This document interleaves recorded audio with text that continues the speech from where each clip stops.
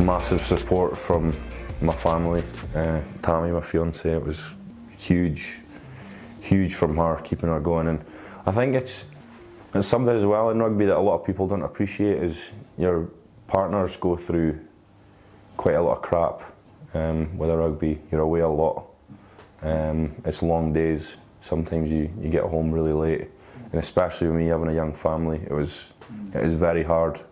But at that time, when I had broken through into the international stuff, I was still nursing that injury, and that was almost when my injury was at its worst, was going through that international stuff. So the alarm bells are ringing every training session, obviously every game. But that was a tough time as well. It was an exciting time, but it was very strange because I'd gotten my first cap for Scotland in the Six Nations, and then I went on the summer tour as well to Japan. And again, my injury was just getting worse and worse. And it wasn't until after the summer tour we came home, we had some time off, and we started that third season. That was really tough. And I think in the back of my mind, I thought that I knew it wasn't right. I knew my groin wasn't right, and I kept playing because I just broke through, and I thought I can't stop now. I have to establish myself. And then, I can't remember what game it was exactly, how far in it was the season. Maybe it would have been October time, because it was just before the autumn tests. We were set to play Harlequins at Murrayfield, and it was in the warm-up there. We were doing, I think it would only be 10 minutes in the warm-up. We did some hands, did some down-ups, and then back then it was Ash Jones at the club. His warm-up was slightly different. We did some sprints just to get us warm, and it was in the very first sprint. I went to sprint, and it was like a shotgun going off in my groin.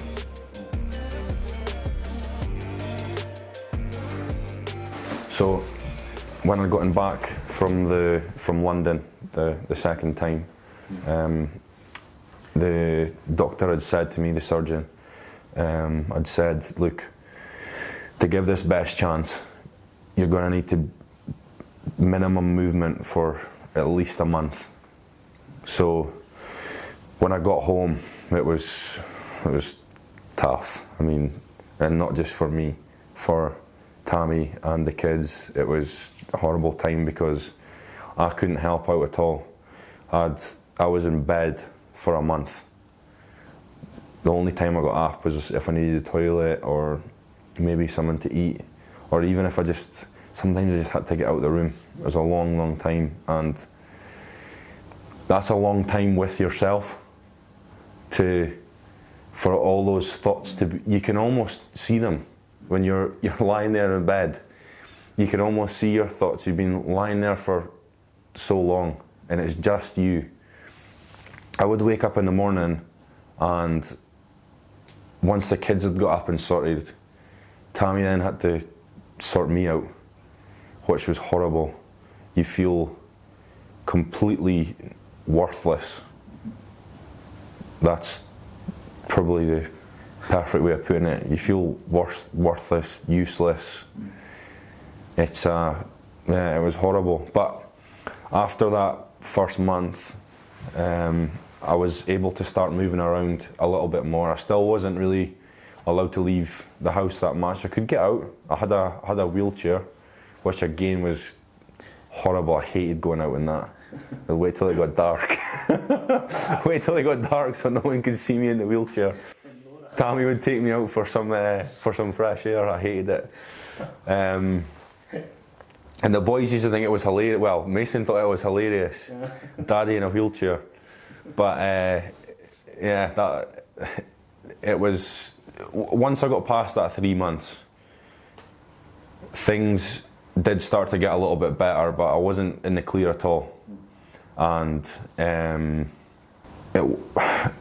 after the 3 months, I think I had a review with a club. Came in and we did a few tests, like, is this sore? Can you hold your leg here? Can you sit up? Can you do these things? And I could do them all without pain. Everything was fine. So that settled my mind a little bit, but that was the start. That was learning to walk again, basically, with the physios. So we started the rehab process, and it was Jamie Coffey that was the rehab physio at the time. And we used to meet up at 7:15 every morning, and I had an hour and a half's rehab program, and it was very, very low level stuff. Stepping up onto boxes, lifting my leg on the side when I was lying down. Boring as hell, but I had to do it. I had to learn my legs to do all these things again, and my core. Learn my core to help my legs, learn my glutes to help my legs, do all these things. Every stage that I passed was a massive goal.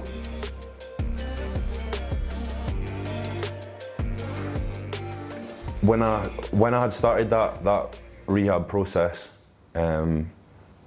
I'd finished one day and I was walking along to the car, and I bumped into Benatinga, and he had said to me, "Look, I know what you must be going through. I went through a similar thing with my hip. I know it's tough and I know it's hard." And that was the first sort of time somebody had touched base with me on a mental side of things, not just the physical being able to come back and play again. That was the first time somebody had actually said to me, "Are you actually coping?" And that was when I realised, well, no, I'm not actually coping very well at all. And he offered to come down to the house and just talk to me. We did really sort of simple things at first. He gave me things to try and take my mind off of just rugby, trying to come back, just doing little things that would get me through days. That was one of the things he said to me was, when you're going through your rehab stuff, take every little progression as a goal, and once you've completed that goal, once you've done it, then it makes you feel good. You're one step closer to returning back to rugby again, and that made things a lot easier for me. Benny just saying, try these things little step at a time, and yeah, it worked really well for me. And once my rehab started to progress and I was able to gym again, then it was that was another massive step.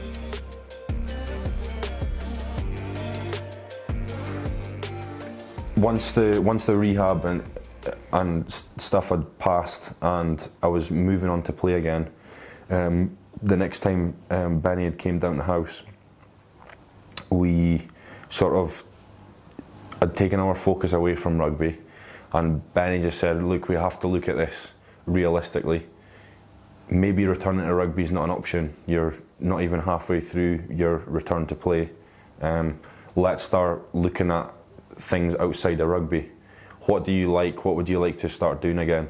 So we put a plan together. We did a CV. Benny got me people that I can talk to outside of rugby, sort of in the renewable sort of energy side of things. So that was, again, that was really good.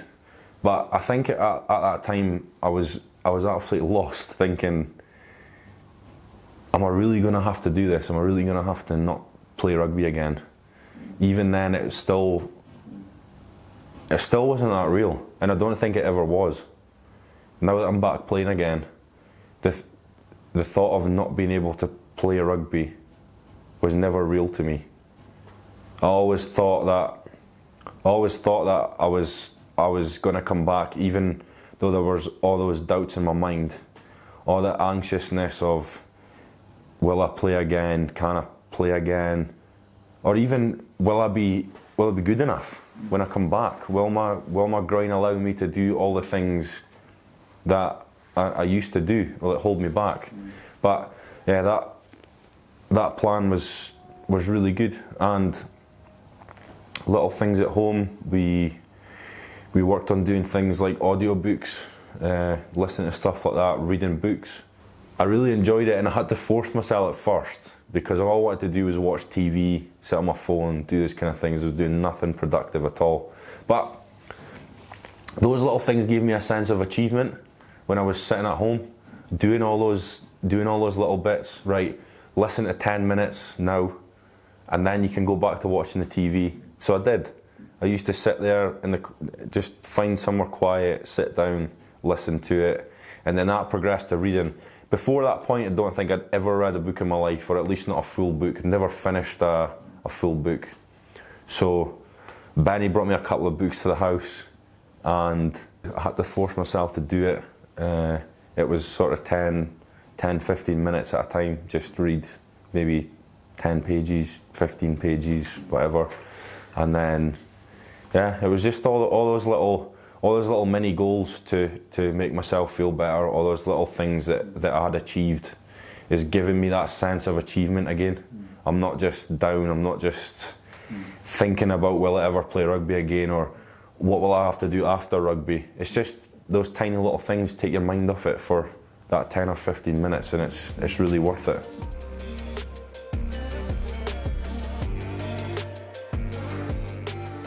I think it's very important to have those little distractions from your dark place in your head. Is, you know, even just the reading the books. You know, if rugby was to end, learning things outside of rugby, broadening my horizons on engineering, learning new things, spending half an hour or an hour every day just researching little things online for if I ever did need to go down that route. Those things are massive for me to help me get away from that dark place.